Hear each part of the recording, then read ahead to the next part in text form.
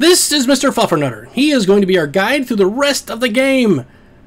I wasn't even planning on playing a thief, but here I am. So this is our first one. We're going to look at Queensdale. Are you ready? Let's go.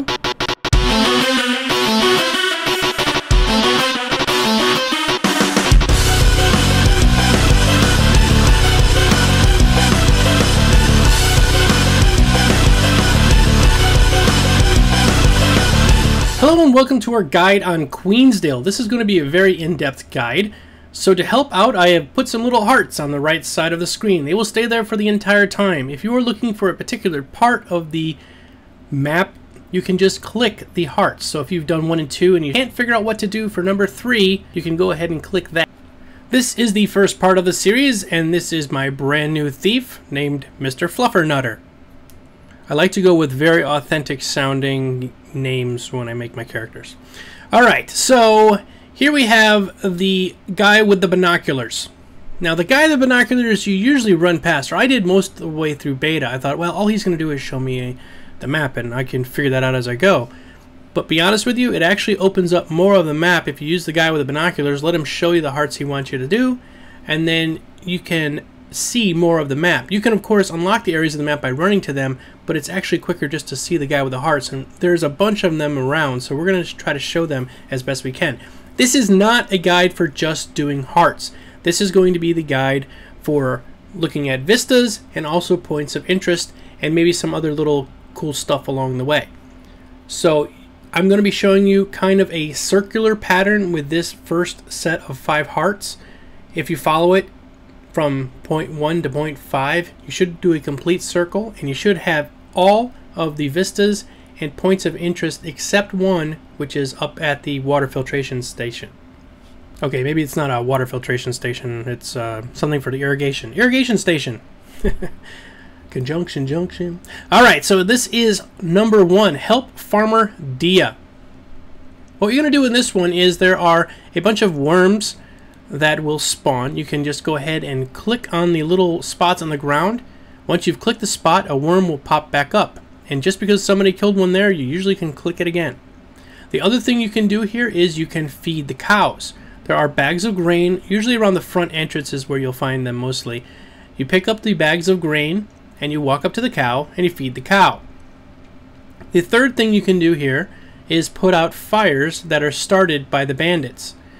Now, if the bandit scenario isn't going at the time you do this, you might not even ever have to pick up the water buckets. That kind of leads me to another point I'd like to make. If there are enough people here, like there were the first day of Head Start, this place, there was probably 45 people standing right where I am at right now. I'm not talking about in the entire area, I'm talking about on this node. It was ridiculous. The more people you have in an area, the more chances that there will be a boss encounter that's unlocked. So if you stay here long enough, or if you come here and there's a bunch of people that just decided to level the same time you did in this area, there's a chance that a boss will spawn. The boss for this particular area is a huge worm, and the reward for killing him is a couple of blue items, I believe. Nothing spectacular, but it's worthwhile doing if you're in the area.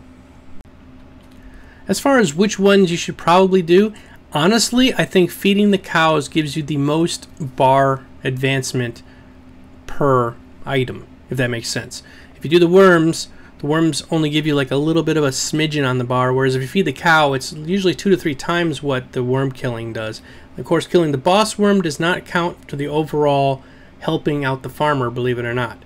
But the worm does, and I've actually only put the fire out 1 time the entire time I've ever done this, because I'm like killing the bandits and I'm not paying attention. And look, I'm trying to dump water on the worm. Dumping water on the worm is the most inefficient way to kill a worm. Generally, they can handle a bit of water splashed on them. I could be wrong. Anyway, so going at it with just killing the worms, you can do it, but it's going to be a little bit grindy feeling, and after a while you're like, oh my god, I have to kill another worm. Go ahead and do the feed every once in a while just to kind of switch things up. I think that pretty much explains what's going on here. We're going to go ahead and skip this. You don't need to see me do every single part of the heart. You got to get the idea. Kill the worms, feed the cows, and put out the fires. Or kill bandits. Let's move on to the next heart. And through the magic of editing, Farmer Dia is very happy with our cow and worm management techniques. We're going to move on to help Cassie around the Moa Ranch. I have it in the note there that it's the cave. It's effectively the cave, and we'll show you why I call it the cave instead of helping her around the Moa Ranch, because the Moa Ranch is kind of okay. It's the cave that's the problem. Okay, there's absolutely no reason to kill the Moas around here other than the fact that it sure is fun. Anyway, so you can kill the deer and stuff. That's not the point of this. What you got to do is, there are 3 things you can do in pretty much every heart, and so the 3 things you can do at heart number 2, or you can kick the bushes out here and hope that a bandit pops out, because if you kick the bushes and nothing pops out other than a little baby Moa, you get hardly any credit for it at all. And the bushes have like a respawn timer, and so you stand here for a while and you kick the bush, and then you have to wait and wait, and then okay, the bush comes back and you can kick it again. This is probably the least efficient way to do this quest, is to kick these bushes. But if you're a non-violent type and you just want to smoke a doobie and have some potato chips, then probably kicking the bush might entice you.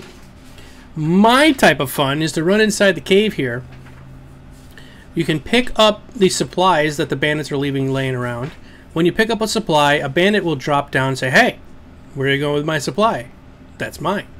So because he's a bandit, he's going to try to kill you. But that's okay. You kill them first, and you get credit for the kill. You can then run that supply back out and give it to Cassie. But the problem is, it's inefficient that way, to run back and forth just carrying 1 supply or 2 supply at a time. Better off just stay in the cave, kill all your bandits, and there is a vista in here that I'm going to show you in a little while. These bandits have a really fast respawn timer.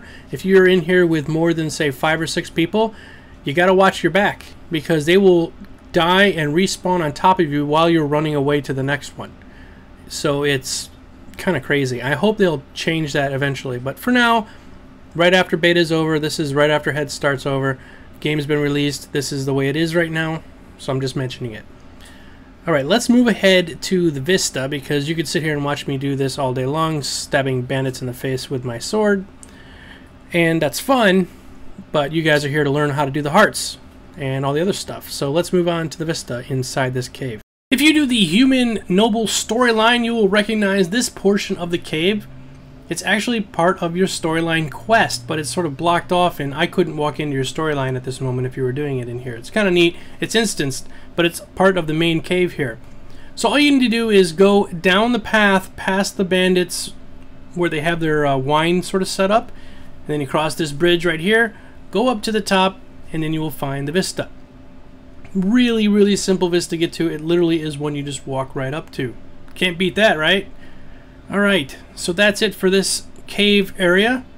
Let's go ahead and go to the next one, which is assist Farmer Ida at the apple orchard. Okay, now that we've run out of the cave, that was the cave entrance right there we just left. We do have a point of interest, and also I will show you the karma vendor, which would happen to be Cassie. This is the Moa Ranch, and nothing really exciting ever happens in here. All you gotta do is run into the little thing next to the pigsty, and you will get the point of interest credit for that. Okay, moving on down. Right straight ahead of us is the apple orchard where Farmer Ida is doing her apple pickings. She has a spider problem. A great big one. Personally, if I had spiders this big on my ranch, I would quit growing apples. That's just me. Alright, this is heart number 3. Okay, this one's kind of simple. All you need to do is go up to a spider egg and squish it. Squish it dead. As soon as you squish the spider egg, a little baby spider will come out and you can kill that. That's one of the things you can do. You can also just kill the spiders. That's another thing you can do. And you can also go around and pick up apples. That's a sub-quest that you can do here, where you can pick enough apples, you trade them into the guy who's standing over there collecting apples, and if you turned in enough of them, and the whole people around the area have turned enough of them in, you can get an apple pie recipe. And you can buy a piece of pie from her after you've got your karma all filled up here, or your hearts all filled up. You can buy it with your karma points.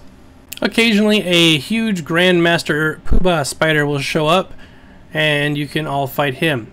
The biggest problem I have in this area is if you're a tall character, the tree branches are quite low, and it kind of makes you feel a little claustrophobic underneath the trees, but it's really pretty in here, so it's, you know, kind of a toss-up. Do you want to feel claustrophobic, or do you want to look at some really gorgeous looking scenery?